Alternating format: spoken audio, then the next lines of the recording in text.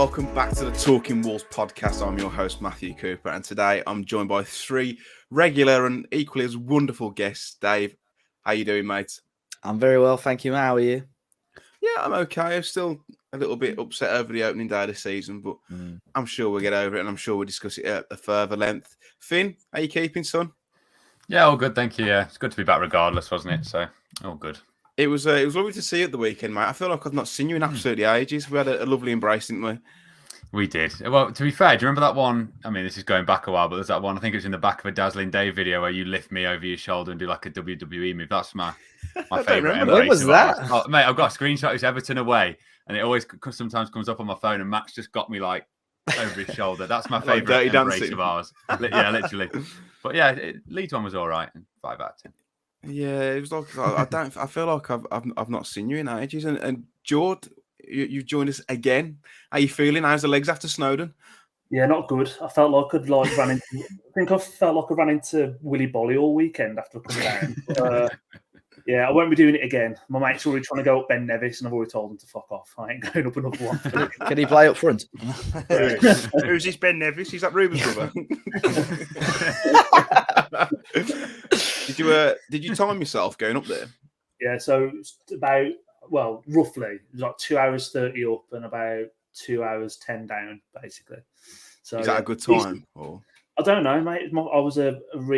I'm a mountain virgin, basically. That was my first one to climb. But, that's what we could do with mountains, mate. The comments going, oh, that shit. But you know what?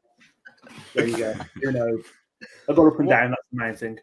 What kind of led you to, and we will chat about Wolves, but I'm intrigued to know what led you to climb Mount Snowdon? Don't you have to train for stuff like that? Yeah, we were pissed in Portugal a few weeks ago when we were on the golf trip, and we spoke about it for a few years. And then, we ended up booking it, and then woke up the next day, confirmed with my mate when we booked it for, him being an Albion season ticket holder, was like, oh, we've done it for this weekend. And conveniently forgot the Premier League was starting. So, managed to get just down the mountain for Mitrovic's first goal, though. So that was nice to see. Well, mate, you didn't really miss much of what happened at Elland Road. We're going to discuss that at greater length. We're going to also preview the Fulham game. We say again. That was the picture. Finn just showed the picture on screen. Oh, did it? Here we go. Oh, you can't see it. Oh, my God. Sorry, audio listeners. I won't be able to do that now in my knees. We'll be. It's great for our audio listeners, by the way. Yeah, sorry, we're going to preview the Leeds game. We're going to review the Leeds game. We're going to preview the Fulham game. We're going to talk about Conor Coady with his imminent departure. And we're going to, of course, take your questions. Dave, let's start with the Leeds game. A threadbare squad, 4 at the back. What did you make of it? Oh, yeah, and we had the news, obviously, about Martino as well, quite late on. I'd seen it, I think, in the morning, on Saturday morning, and tried to find the source. And people were saying it was someone on Facebook, and I thought, it was obviously a load of rubbish then. And as we rocked up to Elland Road, a couple of people had told us, obviously, that was the case, and he wasn't going to be part of the squad. So that I'm sure Bruno would have known at least 24 hours in advance, but obviously that would have changed his plans quite considerably, I think, from what he would have had planned earlier in the week. But yeah, it was a dream start, wasn't it? Really, we saw good opportunities for Hwang, who started the game. I think that allowed almost Podence to probably play in his more preferred position as a number 10 rather than as the striker. And we started off brilliantly, didn't we? It was a great goal, brilliant ball by Neves, great work by Neto, and good from Hwang as well to knock it back across. And I do remember on the last podcast, I joked about Hwang not getting 1 goal contribution all season. Obviously, it's a joke, and he's already done it on the opening day. So there you go. But yeah, we just put our foot off the gas, didn't we? A little bit, just stupid errors. I don't think we played that bad across the 90, but as I'm sure we'll go on to talk about, in the end, it was the lack of options off the bench that killed us. If we were able to bring 2 or 3 players off the bench that could add energy, add quality to the game, we could have so easily been talking about a completely different result. So a few positives to take from it, but there is still work to be done. But it's just still lacking something going forward, I think. Just lacking that bite in front of goal.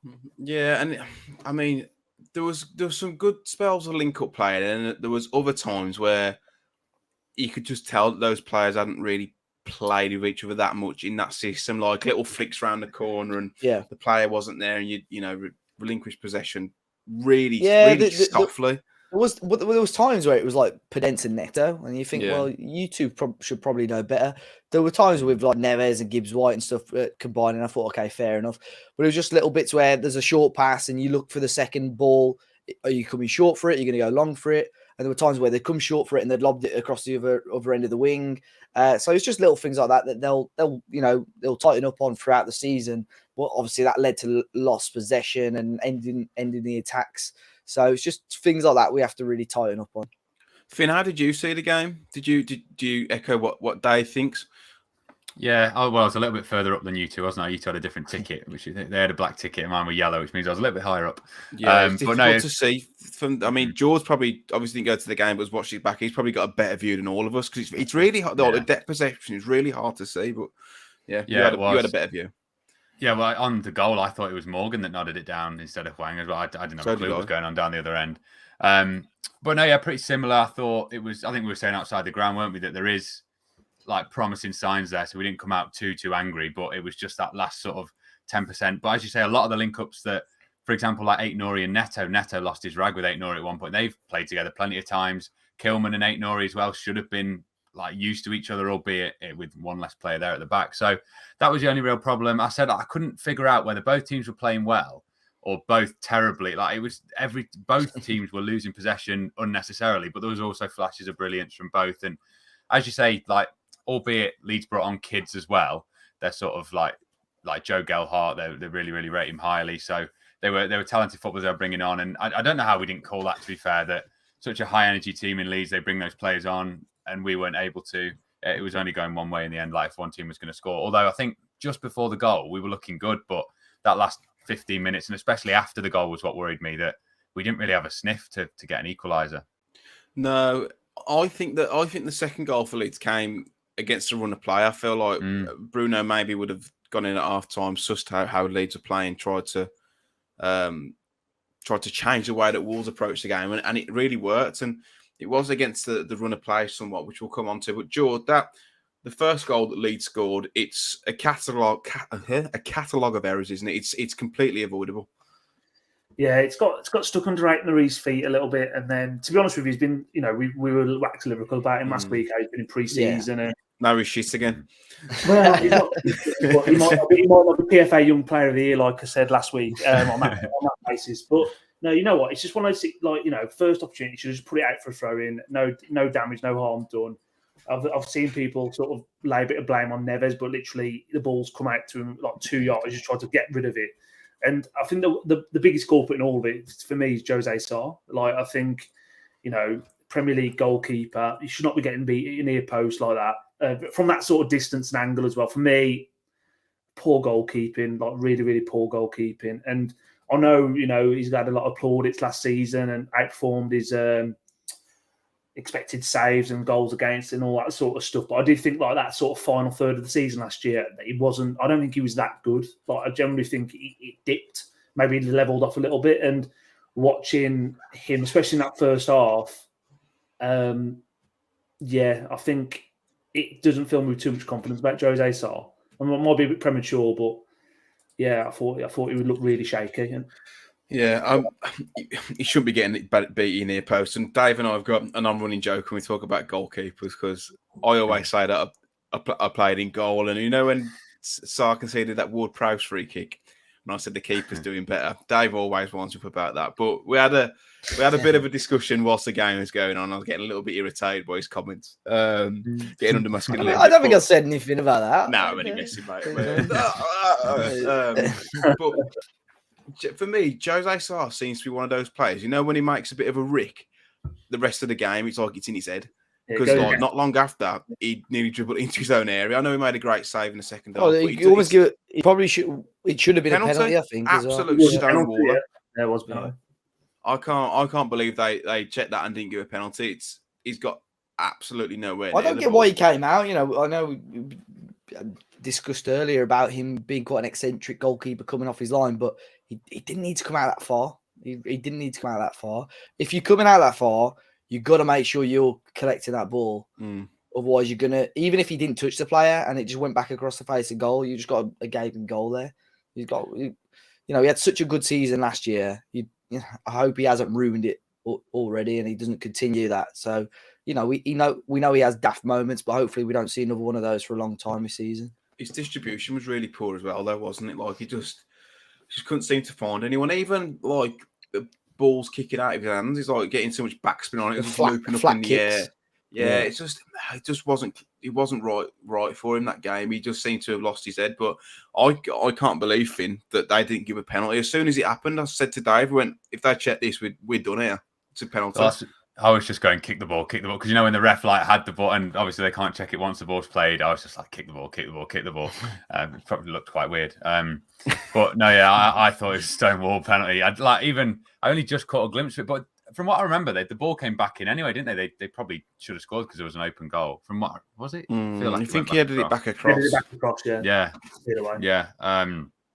But yeah, I suppose when Dendoncker missed that chance at the end of the first half, I sort of rationalised it in my head. Well, okay, they should have had a penalty, so let's call it 2-2. That sort of helps. And again, didn't have a great view of that either. But watching that back's not been nice. We've said this it feels like the last 2 years that Dendoncker gets himself into some wonderful positions, Dave. But when he gets there, it's like his boots are laced together. I think he had a couple of chances. There was another chance earlier in the half where he had an opportunity, but obviously the key one was right on half time, through on goal, a golden opportunity to take us ahead at the break. And he just sort of put it straight at the goalkeeper, and literally after that attack, the referee blew the whistle. So it was right on half time.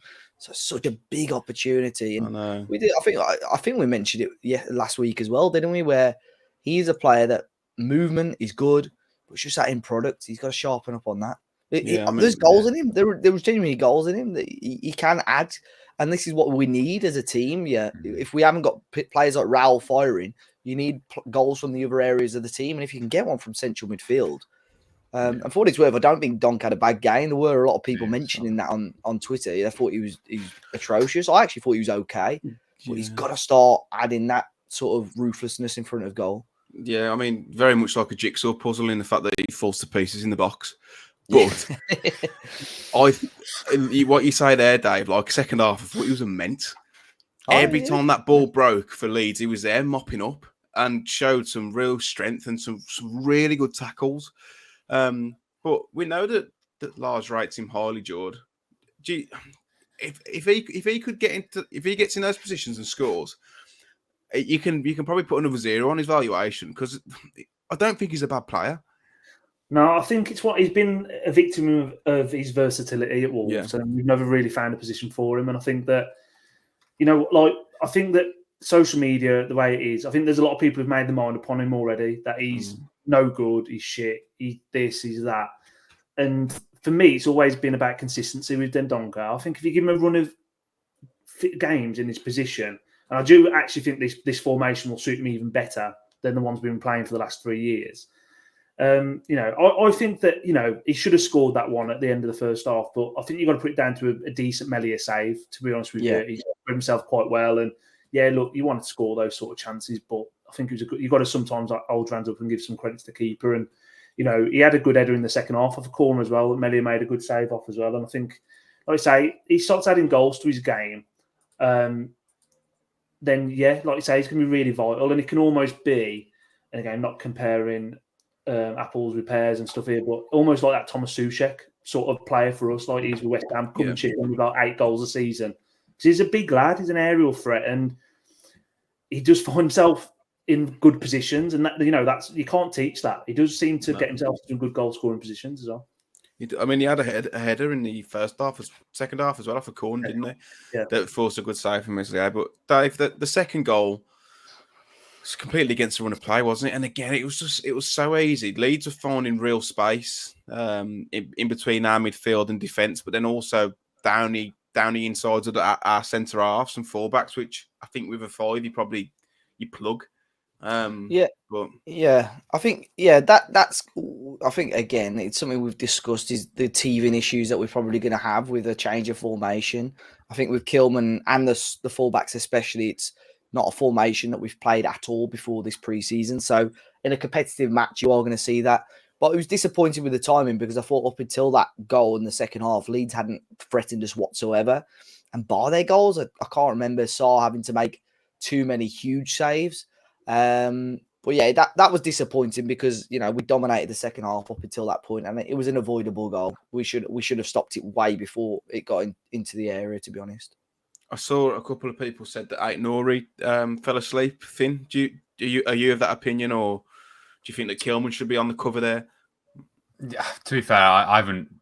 Did I watch our match today? It was so far away, wasn't it? And because it's gone down as an Ait-Nouri own goal, hasn't it? Yeah, I've not watched and he's on my FPL bench, thankfully, Ait-Nouri. So that's all I've got to add to it. But yeah, but I haven't watched the second goal back. I watched our goal and then turned it off.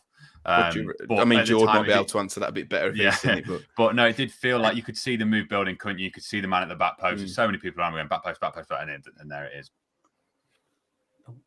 Oh, Finn's gone. He's had enough. Jord, you've obviously seen the goal on telly.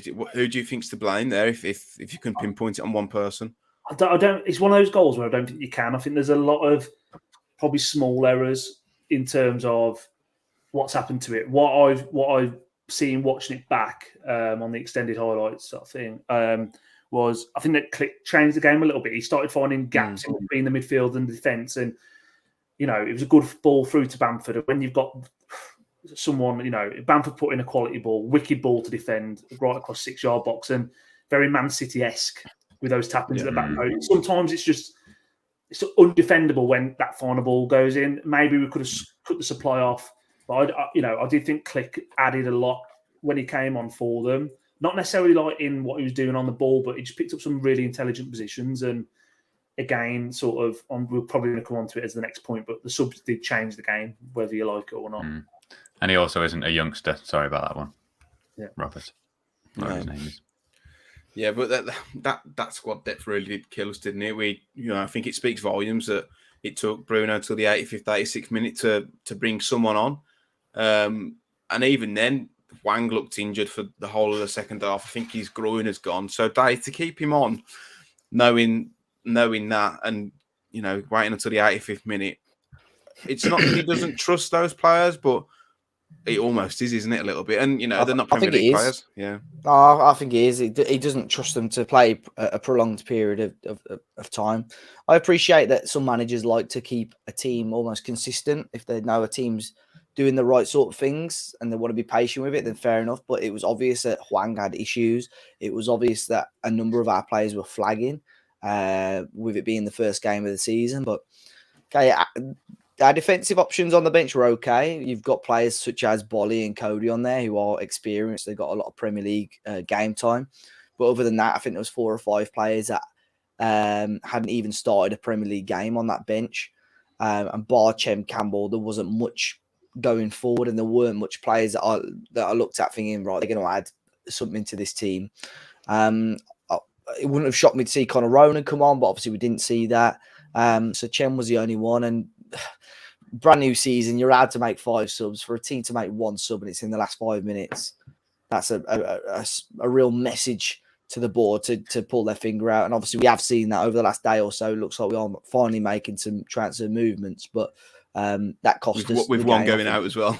Yeah. So one in, it's like a nightclub, mate. One in, one out. Yeah, but I think I think that definitely cost us. It could have definitely been a completely different result if we had the depth there. And Leeds, I've seen Leeds fans moaning that they had a young squad, but like Finn said, yes, Joe Gelhardt, but he came on last season against us and ran the show. Changed the game. Yes, they've got a young bench, but they've got quality young players that have got Premier League game time, whereas we just didn't. Yeah, I know Greenwood's played before. Finn, what was your thoughts on the Gibbs-White performance? I thought it was pretty good. There was the first corner delivery I thought especially was good, and then from then on I sort of gave it 5 minutes to sort of watch him. Getting him and Neto were getting slightly frustrated with everyone else, but Morgan's always been like that. We've seen that in the limited times that we've seen him. So wasn't anything flashy. Certainly wasn't 40 millions worth. If that's what we're gonna go into, then I think I'd probably take that. But there is a lot of promise with those 3 there, so I did quite like it. I didn't think he was great, but I didn't think he was poor. certainly didn't warrant something that you two saw outside as well. Yeah, we'll come on to that in a bit. But I think with Gibbs-White, I think he's excellent when you're in possession and you're pressing high and you've got the ball on the edge of the box and it's neat touches. But when you're trying to play on the counter attack and even playing balls up to him, Jord, it's just not his game at all. Yeah, I think that's always been his. Where I've always thought that it wouldn't work for us in the Wolves. The system we were playing before is I think he lacks a yard of pace to play on the wing. I agree. I don't think he's a winger. I think he's almost like say that second striker, or just being able to maybe a Mazzala, as Dave likes to call it. Yeah, so it would have some 5-0 bolted, ain't it? Yeah. But yeah, that's it for me. And I don't want to necessarily say he's a flat track bully, but he's definitely a player that shines and looks better when a team's on the front foot and 2-3 up and you've got a lot of possession and stuff. And that's not me discrediting him as a player. That's just I think he needs to play inside. And yeah, like it's one of those things with the performance. It was okay. Forest offering £40 million. I think he's just unbelievable. Like that they even think he's worth anywhere near that. And yeah, it's mad. It's mental. Like I can't believe they've. Yeah, I think Jeff's just basically laughing now, just saying, "Fucking press the accept button as quick as he possibly can." But, well, they've had that Moreno from Betis. He's decided he doesn't want to join Forest, so I reckon you can squeeze another £10 million out of him. Just keep going. Keep going. Dave, what's your thoughts on the on Gibbs-White's performance and also the news that suggests that they're close to meeting Wolves' £40 million valuation? I think a lot of Forest fans see Wolves laughing, thinking, "Oh, it's sour grapes." It genuinely isn't. Like, it's a lot of money. Yeah, I think if you get a package, there's a rumor going around this evening about they offered something over that, but I can't see why a club would offer 17 million in add-ons. Like, it doesn't make sense. But I think if you can get a package worth about £40 million, I think Wolves are probably just holding out for at least 30 up front, so they know they've got that money. In regards to his performance against Leeds, it was okay. It wasn't outstanding, but it wasn't dreadful either. I think, like you said, it for a team playing in possession, it works well. Like Jord said, I can't see him ever as an out-and-out winger, and I don't think that's why it didn't work under Nuno or last year under Bruno. I think, and I don't understand why he played there on Saturday. Just put Podence on the right and have Morgan through the middle instead. Yes, feel free to roam and move about, which I think is why that front four did well at times, because they're all so fluid and they can all play across that front line. But I think you've got to be pushing that Morgan through the centre agenda, really. And I think if Guedes comes in, then that's going to be the way, because he is an out-and-out winger. He's got the pace, he's got the skill, he's good on the ball. And surely, I think if you had to say right now, that's your 11, who you're going to take out for Guedes, it's probably going to be Morgan. Well, that was one of the questions at the end, so... Sorry. No, it's all right. No, it's all right. Well, there's another one similar to it. Yeah, I think you're right there, mate. And we did, unfortunately, see some unsavoury scenes at the end of the game. Now, we're not going to go into it too much because we don't know the facts. We can only report on what we saw. And we saw that a member of Gibbs-White's family, I believe it's his father, in an altercation with a Wolves fan. We don't know what was said, but it got very heated. And people were being pulled away. It's not good to see, is it, Finn? It's not good at all. It's not on either side for Wolves fans from Gibbs-White's side. It's not good. It's not productive. Oh, you're right, Dave. Sorry, Conor Coady's move has just been confirmed to Everton, which we said at the start of the podcast. It would definitely breaking happen news. The podcast, Right, I'll speak while Dave can get the tweet out. Then on Talking Wolves, we'll Phil. But no, I didn't see it. Obviously, I came out to you two and you said something had gone on, and you just know that then if he's taking his dad's word, whatever, and his dad's going to go, "Oh, F these, like, move on. They don't appreciate you." And if it was one Wolves fan saying that doesn't represent all of us, as we've said, I thought he played all right, wasn't anything special, but wasn't poor, probably didn't deserve whatever was said. And I'm sure it must have been something not nice that if you hear it about your own son. I mean, my mum's kicked off hearing anything like when I was mascot and someone like insulted my hair when I was 10. She was like, "That's my son." So let alone when he's on the pitch and doing something. So it's you can't blame him, but it doesn't help either way, does it? Because now his family and we've heard from his girlfriend as well, wanting to live elsewhere, etc. So if that's all what he's hearing, he probably is going to want to move on. But we'll see what happens. I'm not. You know what? I'm not sure where I sit in terms of what's the right thing to do, because I feel like if, like you said, if someone criticizes or offends or goes for a member of your family, I feel like you've got a right to defend your castle. But then in the same breath, like, there's probably a way that you carry yourself. Now, if my son was on a decent amount of money and I'm driving home in a Range Rover, I'm probably not going to care what people say. But then you don't know what's been said before. It might be that he might have had the 100 comments and ones that, you know, it's a death by 1,000 paper cuts. But we saw it at Forest as well in the Carabao Cup, a similar incident. So I'm not sure, but I'd imagine, Jord, these kind of things is something that Gibbs-White may be considering when he's weighing up whether he wants that move to Forest. So can he go somewhere where he's truly appreciated? And it's not every single Wolves fan. Like every time we came over to the corner, we're singing Gibbs-White is one of our own. But it's the same with when we do stuff online. You get 100 nice comments, and you always remember the one dickhead who's nasty to you. Yeah, and that's the thing, isn't it? I think it's part, again, it shouldn't be, but it is part and parcel of it all, isn't it? Like, you've got paying fans in a ground, and they've been drinking and whatever else all day, and like you say, you don't know. Context is massive in this. Context really is key on it all. And I think that, and it takes that one bad comment or that one bad tweet or whatever, and we're humans. You are going to think about the one bad one, not the 100 positive interactions you've had. So I think really for more Gibbs-White, it's going to come down to, if we do accept this offer and it is around the £40 million mark, for him, it's probably life-changing money as well. I know that sounds stupid to say about a professional footballer, but if Forest are paying £40 million for him, they're going to have to pay him like a £40 million player.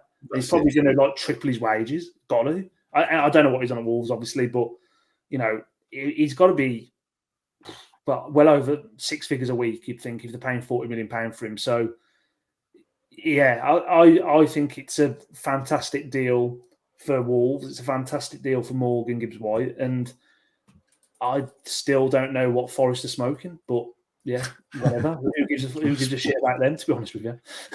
Yeah, I think a lot, like I said, Forest fans see it as salty, but if you're offering a package of £40 million and most of it's up front and the objectives are, well, they're going to be performance or merit based, but like achievable, then you would be daft. I feel like though we're already spending the Gibbs-White money on Guedes. I don't know how you lot feel about that. It seemed like that came out like secondary though to like it almost felt like the Guedes deal was, and now it seemed to be picking up velocity online, and then all of a sudden there was a tweet like last night about the Gibbs-White £40 million thing. So it's like, I'd like to, I hope it's not linked, but we know that there's been a bit of cash flow problems in terms of with the transfer window so far for Wolves. So yeah, it wouldn't surprise me if it was. I mean, even if it is linked though, like if you say, right, you get rid of Gibbs-White and you get Gonçalo Guedes and £8 million profit, you're laughing. You're thinking, that's fantastic business. I think that's fantastic business anyway. But in terms of Guedes, we're not going to talk about it at great length, but Dave's done a fantastic video on Talking Wolves YouTube channel with a journalist who covers Valencia. He talks around Guedes and his qualities, and he still thinks that Valencia have had the shit end of the deal. They think he's worth way more than that. So make sure you go and check that out because it's a fantastic piece again by Dave. But that's the Leeds game. Just a quick nod to the Betmate pot. So Talking Wolves boys had a bit of a stinker. Dave finished 2 points above me and Finn, who were joint. I think I was 48th. Some Leeds fan won it. We'll brush over it. We're not fussed. We'll be back stronger. But before we move on to the Fulham game, I've just got a message from one of our new partners, which is Footy Prizes. Now, they've got Pedro Neto signed Wolves mount and a 2020-2023 Wolves home or away shirt to give away. So it was £3.95 to enter and 65 places. And And for August, you can use code Talking Wolves for 10% off. The competition closes at 7 p.m. on Wednesday. We'll put the link in the description, or you can go to footballprizes.co.uk to find out more. They have prizes. I think they could go live on a Wednesday night, so they have Wolves prizes every week. So make sure you keep your eyes peeled, and you'll hear a bit more about them as the seasons to come. Lads, moving on to the Fulham game. I think when the fixtures first come out, we earmarked this as potentially quite an easy fixture, one you feel like we could win, and now it's looking like it could be quite a tricky fixture. Yeah, they've started off well, haven't they? Had a good game against Liverpool. We listened to part of it on the radio on the way up to Elland Road, and then caught most of the second half at the ground. I think we all expected Liverpool to have a decent, fairly straightforward win, but Fulham made it really difficult for them, didn't they? And Mitrovic, who, again, we all know could do so well at the Championship, he's very rarely translated his form to the Premier League, kicking off the season with 2 goals, obviously one from the penalty spot. It's going to be a tricky game. They've got some good momentum coming up under Marco Silva, and obviously, kicked off the season with a positive result, you'd say. So it's going to be a tricky game, and I think on Saturday. Yeah, if you thought I was stuttering when I was leading into that, it's just because the news has been confirmed that Guedes is you're trying to convert the Spanish. I was like, the private chat come up, and I was like, have I said something here I shouldn't have? And then it's like, Guedes is confirmed as a official. We said it at the start of the podcast. It's going to be Sod's Law. We've been waiting all day for this news. It's going to be Sod's Law. It'll all come whilst we're recording. So they've been having their siesta. Mate, my theory was they'll be sorting out a montage for Coady. There'll be a big video reel, and they'll sort that out, and then they'll announce Guedes tomorrow, and the both has been announced. It's Sod's Law, isn't it? It's Sod's Law. But, we move. Fulham on Saturday. Mitrovic will be playing, but I feel like we're probably in a better kind of shape to deal with him this time round with the news that Cody's just departed. Because he even said himself he hates playing against him. Yeah. I mean, I feel like the last time he actually did okay, but the 2 or 3 before that. But yeah, we've got 2 big boys back there. Not that Mitrovic is going to bully anyone, to be fair. I'm still scared, regardless of whoever we've got back there. I mean, we could have Liverpool did have Van Dijk back there, and he absolutely tore him. So, yeah, that worries me. Palhinha as well looks superb from what I saw. So, yeah, what looked like a nice, easy start to the season is now looking, because if we don't pick up anything here, then you've got Tottenham, then you've got Newcastle who are looking good. So, you don't want to get too long without a point, but realistically, let's just hope that Fulham was they got all excited, first game back, and then we can bring them back down to reality. But I'm confident it's going to be nice to see Guedes as well. Should hopefully be in the squad. He's got plenty of time now on new number 17. So I'm sure we'll come on to a starting 11, but that sort of attacking area, I know we want players everywhere else, but it's so hard not to get excited by the potential up there. So I'm excited. Jord, how are you shaping up for Saturday? Are you going to the game? Yeah. So I'll be there. No mountains this week. Watching I've climbed down and having a beer. Climb down the mountain and call the last 60 minutes of the Fulham game. And Mitrovic looked really good. Palhinha was unbelievable. And I know it sounds. It's probably just you had the eyes fixated on him just because of the heavy Wolves links for the last couple transfer windows, but they're a top team, Liverpool, and Thiago, Fabinho, Henderson. He was probably the best midfielder on the pitch, and we're going to be up against it on the weekend. I think the only saving grace is that Fulham are absolutely gash away from home in the Premier League and always have been. They'll probably bring about 300 of them as well. Yeah, they'll all come in the same car, won't they? Yeah, they'll all about 300 of them, and they'll have the clappers and stuff. I just think it's one of those games where Fulham at home, you typically go it's 3 points, but it should be. But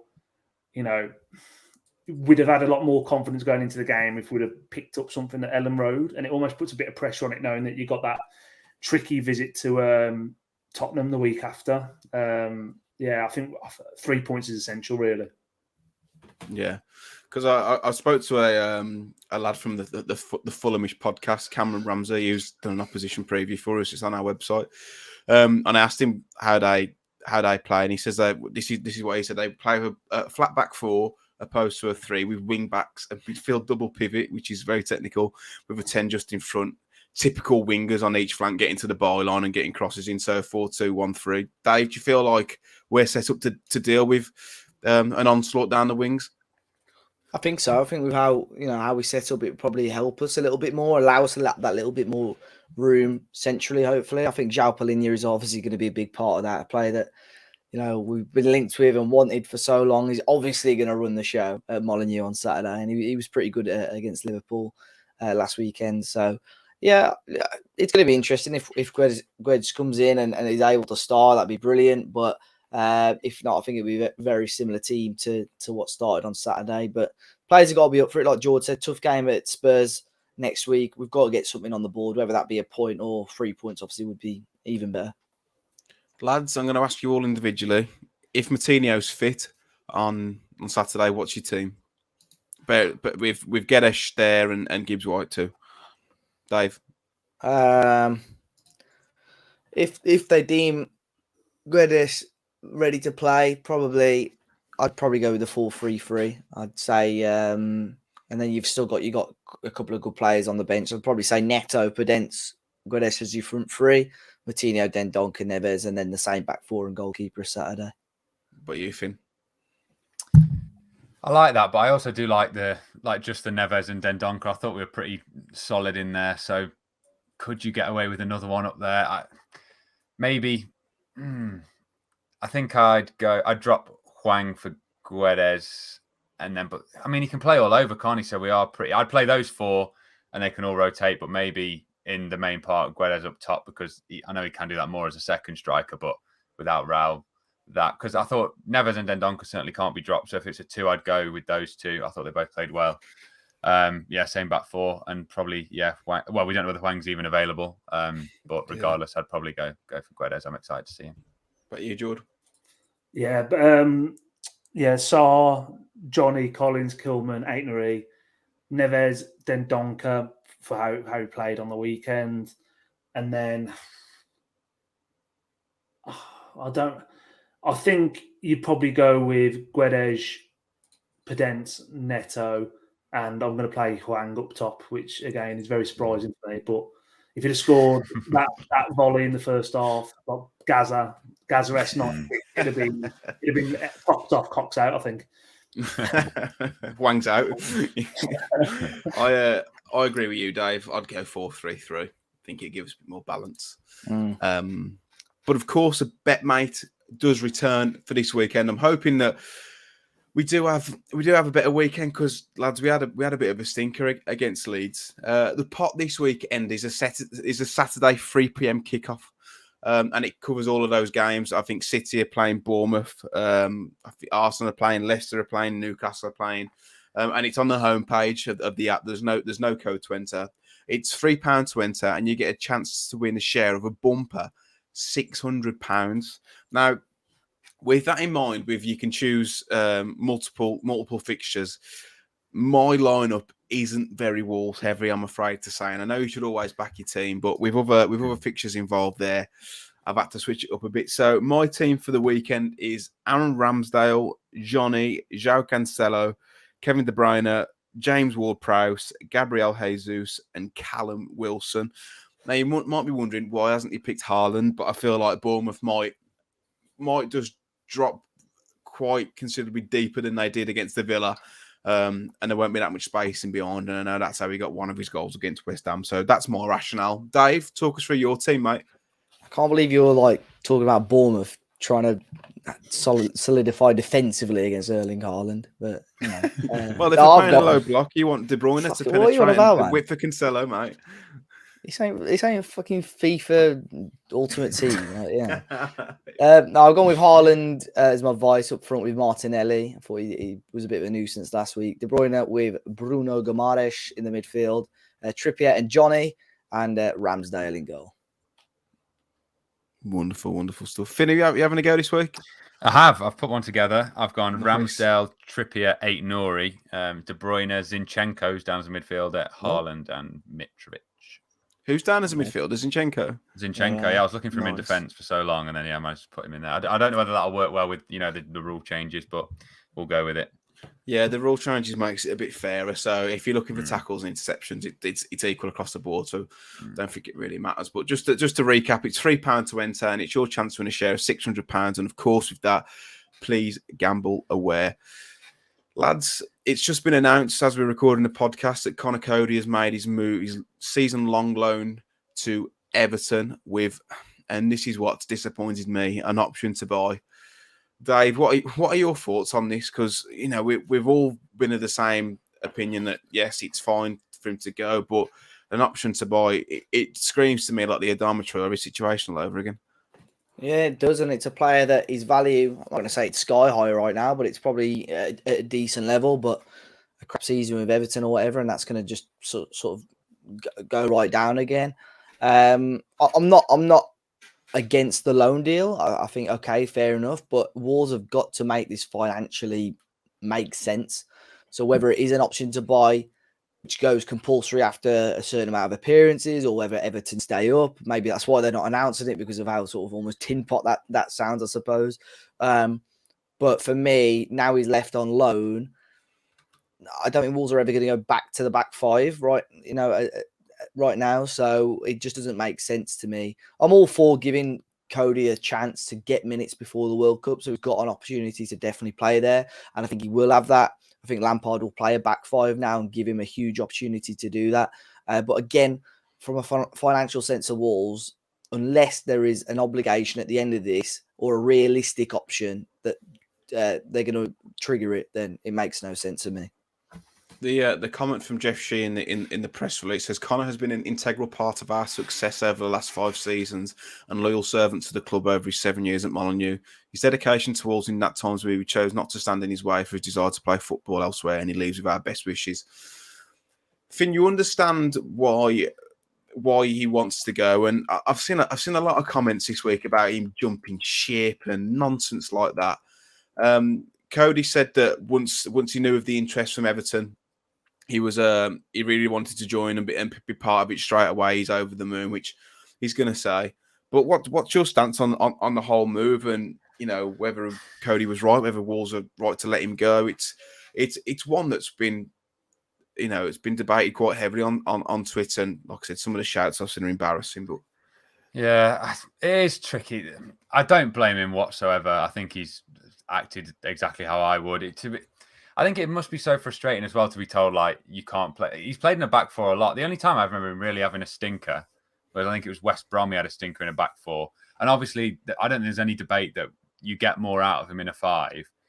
But if I was in his position and you've had like 7 years at the club and you just get thrown to the side straight away, it is tricky for him. And in a World Cup year, I think he's thinking, what is he, 29 now? So this is probably his last chance at a tournament for England, and albeit he didn't play a minute the last time, but just to be there when his career was sort of in the Championship with Wolves, and then where he's got to want to be at that World Cup, I don't blame him whatsoever. And if he's been told you're not going to play, it does worry me that if we do, for example, like last season, we played the 4 in pre-season, realised shit, we can't defend, and went back to that 5. I do worry that we don't really have that option now, because I mean, you'd probably have to play Collins, Kilman, Bolly, and then you haven't really got much cover apart from younger players. So I'm not really happy about it. My mum rang me. She's certainly not happy about it. She's got nothing to shout at the start of the games now. It is a bit of an emotional one. Having a new Scouse girlfriend, that was a way to get her into Wolves as well. And he's now gone. So I've got less of an angle there. But no, it is sad because I know people say it, but he's so much more off the pitch as well. So it's sad all round, really, but I don't blame him. And Wolves have made a strange deal there. An option. Is it an option if it's one of those ones where it's a clause, or if it's literally Everton can go yes or no at the end? If it's a yes or no, that's ridiculous. But it's an option, not an obligation. Yeah. But at the moment, we don't know, because it could be an option that if you get relegated, becomes permanent if they stay up. But that's not been publicised yet, so we don't know. Yeah, so if it's that, I can kind of understand it. But yeah. Just looking at what Liam Keane's written for the Express and Star, it says join Merseyside Everton on a season-long loan with an option to buy. So that screams to me that there's no obligation based on potential.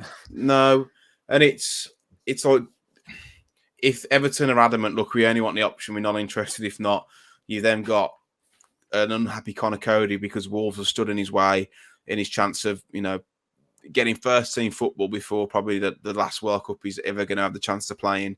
Jord, do you think that almost rationalises the decision a little bit? Yeah, I think so. I think he owes us nothing. Like, he's superseded all expectation. Like last week said, best captain in my lifetime, probably bar Paul Ince. And you know what? It's World Cup year. It's a funny time for World Cup. He will be on the plane because he'll be playing in the back five at Everton. They've lost Godfrey and they lost Mina at the weekend for serious long-term injury as well. He'll slot straight in there at Everton. Look, it's, they're a big club. Like, I think the fans are a bit fucking, OTT and expect more than what they deserve. But they are a big club. You can't deny that. And he's a Scouser, so it's probably a dream move in a lot of aspects to go and play for one of those two big teams from Liverpool. So yeah, he's. I don't begrudge it, and I think it's so unfair. Like some of the comments on social media and all this sort of stuff. Like, and it seems like really partisan though. You've got like two ends of the spectrum, and I think there's a lot of like. There is a lot of Stockholm syndrome around Wolves. Same with Nuno, same with Coady. Like, he can't leave. We can't move on from all this. But he's nowhere near as bad as what other people are saying at the other end of the stick. Like, he's been a fantastic servant for us, and yeah, like, you can't stand in his way really for me. We've got every ounce, every last penny out of Conor Coady, what we bought him for, and if it is a option rather than obligation, Everton were probably paying a hefty loan fee as well. Like. It probably something around the £4 or £5 million mark, and you know what, it still could be our asset come the end of the year. So, and he could have a blinding season for him. You never know, but I think you're right, Jord. There's a real, I think more so with the older fans from what I've seen. It's a real sentiment around players and managers, and then you get younger fans on Twitter who are saying he's not even a footballer, he's shit. Can't wait to get him out of the club, and it's like. This bloke's given his all for the club, and he's been an exemplary captain. He may not be the best footballer in the world, but, for me, he's one of those players where you see him on the telly and you see him talking, and he makes you proud to support that club. Like, he represents my club, and he makes me proud. And I think that's one thing I'd like to get across here. I think that the actual kind of thing that I'm getting at, it lies somewhere in the middle of, okay, there's some players saying he's one of the best club players that's ever played for the club, and you've got some fans who are saying he's shit, and I'm glad to see the back of him. Like, and he hasn't jumped ships. He wants to play football. He knows he's not going to get it at Wolves, and you know what? I wish him all the best, but it means he won't be seen at Molineux this season because he won't be playing. I'd imagine. Surely the club aren't daft enough, Dave, to put in he can't play against his own club. I think in the Premier League rules they can't anyway. So.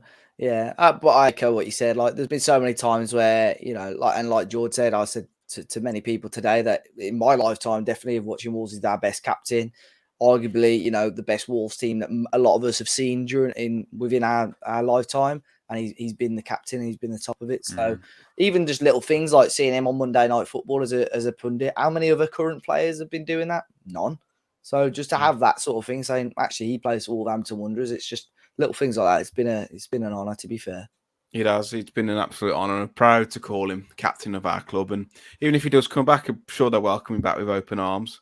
I know, Dave, we spoke to someone at Wolves, and after the Man City game, that the absolute spanking they had this season, they said what you don't see is the next day he's in the training ground just geeing everyone up and getting everyone back in the mood and trying to lift spirits. And he's going to be a massive loss, but there's other players in that dressing room who, will come out of Cody's shadow now and we'll make the step up. You've got Neves, who was the youngest ever captain in the Champions League. You've got Martinho, who's won absolutely everything. Collins is very vocal on the pitch. There's some big characters in there, and I'm sure we'll be absolutely fine. But I'm sure I speak on behalf of you boys as well. You wish him all the best at Everton. 100%. Yeah.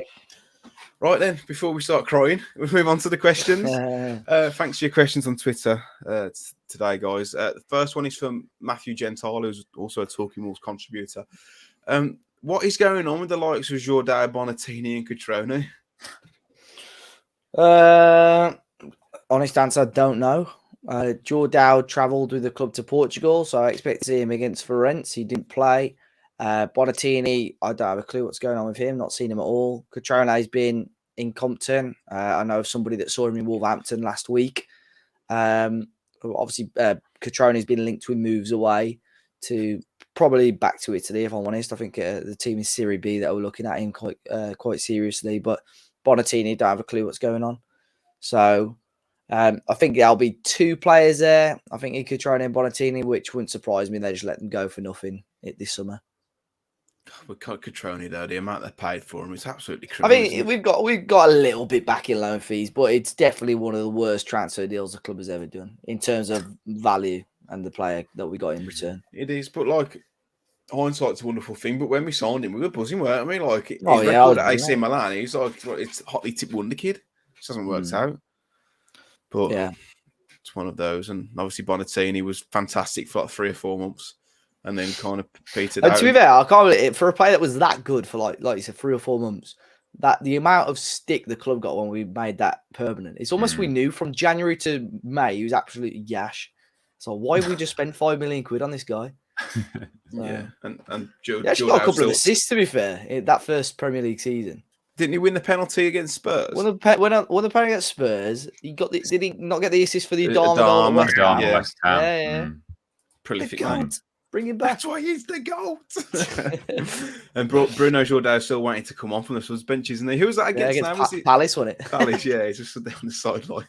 Bless him. Luke has asked, thoughts on the Kilman and Collins pairing? Finn, I'll start with you, mate. Largely positive, but a few shaky moments. They both look big, which they are. So I'm not worried. Yeah, thank you. Both look their height. But yeah, no, both look pretty solid. There was a few, it's just weird watching Wolves in a 4. So there was a lot of like last gasp sort of, not necessarily like near the goal, but sort of maybe 30, 40 yards out where they just get a foot to it, which it just scares me because we've had that security before and watching it now is very new. I'm not used to Wolves doing it, but for the jobs that they had to play out, I thought they were pretty good. And Collins had a good chance for a header as well. So with them being so big, as I pointed out, in case anyone hadn't noticed, hopefully a few headed goals as well this season. Jord, what were your thoughts on the pairing?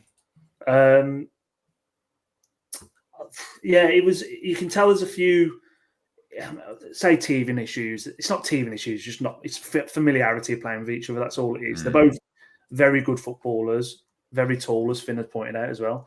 And yeah, no, we'll be fine. Like they could be our centre half partnership for the next 4 or 5 years. Honestly, I think the balance each other out really well on paper. Very versatile, very good on the ball. Look, it's 90 minutes of football, and I'm sure we'll be fine. And I'm sure we'll see a lot of positive out of them come throughout the season. Dave? Yeah, definitely. And again, pretty much what these two have said. They're very big men. No, but they'll be all right this year. I think we saw positive moments from them both. And we saw negatives as well. I think we both saw it. There was a break in play in the first half on Saturday, and I mentioned it to someone. Break in play, Nathan Collins goes straight up to Max Kilman, has a word in his ear, straight up to Neves as well. So I think again, there's a good leader in Nathan Collins there as well. But yeah, it'll come good. I'm positive of that. James has asked if Adama, Neto, Pedence, Hwang, Gibbs-White, Guedes, Raul and Chiquinho are all fit, who is your front 3 or 4? Flipping heck. It's got to be a 4. Yeah. Well, he's asked who's in your best starting 11, but I imagine he means your front 3 and 4. So. It's hard to say right now. We don't know how good Guedes will be, but I think if he's paying that much money for somebody, you'd expect him to be in around the first team. So I would say right now, Neto, Pedence, Guedes, and Jimenez. As a 3. Yeah. Jimenez up front, and then Neto, Pedence, Guedes, 3 behind him. Where's 4? Yeah, okay, yeah. Finn? Yeah, with 5 subs, I think you could keep them all happy, but it doesn't look like Adam's going to stay. But even if he did, I'd probably go the same as Dave. I think, there'll be obviously Pedence will get injured, so I mean that happens 2 or 3 times a season. So really, one of them's probably got to go, and it'll probably be Adama. But if you keep them all, I want Adama in there, but yeah, but where? I think Neto and Jimenez and Guedes. It's just that last one, I think, potentially the one to drop out possibly, but he's same with Aït-Nouri. But Aït-Nouri and Pedence are either 2 out of 10 or a 9 out of 10. So I'll stick with what Dave said, but I'm in two minds. What do you reckon, Jord? Boring, but the same, to be honest. The same front four. I think that's the best front four we've got. And, all of a sudden it sounds like we've got a Premier League squad when you think about potentially having Adama, Morgan, and Hwang on the bench. That's more of a squad to me. And that's, it makes me feel slightly more easy with our situation at the moment, basically. But no midfielders, just vibes. Say if someone like Batshuayi does come in, does he play ahead of Raul? Do you swap him out in your preferred 11?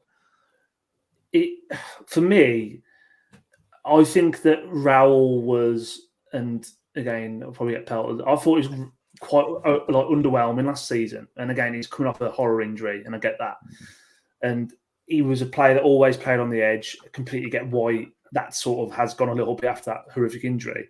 I think it's a big season for Raul, and it's, he's injured and stuff now, but we're actually, for the first time, we're going to have genuine competition up there now for him, especially if we get Batshuayi, Guedes as well. He can play there. It's competition for him, and it's either going to bring out the best of Raul, or it's going to prove that maybe he just isn't at that level that he was when we first got him anymore.